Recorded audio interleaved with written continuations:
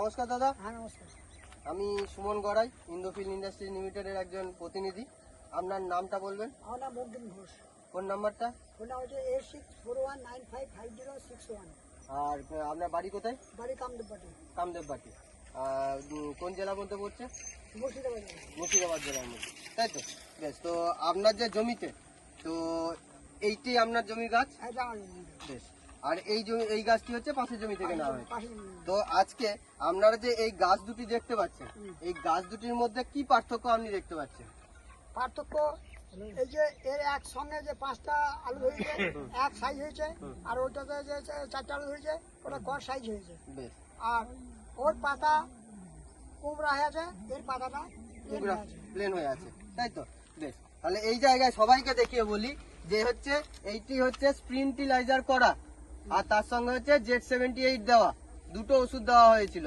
Sprint কিভাবে দিয়েছিল না, যে ইউরিয়াটা বা 10-26 সার ব্যবহার করেছিল, তার সঙ্গে বিঘা প্রতি 200 গ্রাম করে মাখিয়ে নিয়ে ছড়িয়ে দিয়েছিল। ঠিক আছে, তাই তো? ঠিক বলছি? আর এইটাতে শুধুমাত্র নর্মাল ফার্টিলাইজার যেটা ব্যবহার হয় সেটা দেওয়া আছে। আজকে কিন্তু আমরা দেখতে পাচ্ছি এইটার কিন্তু শিকড়ের বৃদ্ধি হয়েছে। শিকড়ের বৃদ্ধি হওয়ার জন্য কিন্তু এই গাছ ভালো খাবার খেয়েছে। এ কিন্তু শুধুমাত্র শিকড় আছে, কিন্তু এর মূল শিকড়ের পরিমাণটা বেশি, জালি শিকড়ের পরিমাণটা অনেকটা কম, তাই এর খাবার খাওয়ার প্রবণতাটা কিন্তু অনেকটা কম।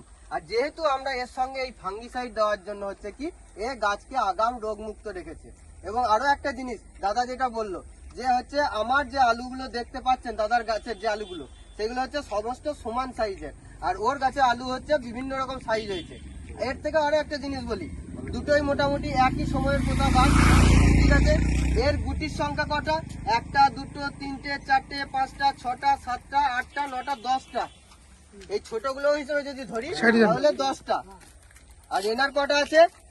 1টা 2টো 3টে, বড় হয়ে গেছে, আর 3টে 6টা। 3টে ছোট গুটি আর 3টে বড়। তাহলে আলটিমেটলি একটা প্রযুক্তি ব্যবহার করে আপনার ফসলের বৃদ্ধি হলো, তাই তো? তাহলে আপনার কি মনে হয় যে আমি একটা যদি প্যাকেট স্প্রিন ব্যবহার করতে পারি, সেই প্যাকেট স্প্রিন ব্যবহার করে আপনার ওই 4টে আলু হলেই ভালো, নাকি সেই জায়গায় যদি আমি 6টা আলু পাই তাহলে সেটা ভালো হবে আমার কাছে? তাই তো?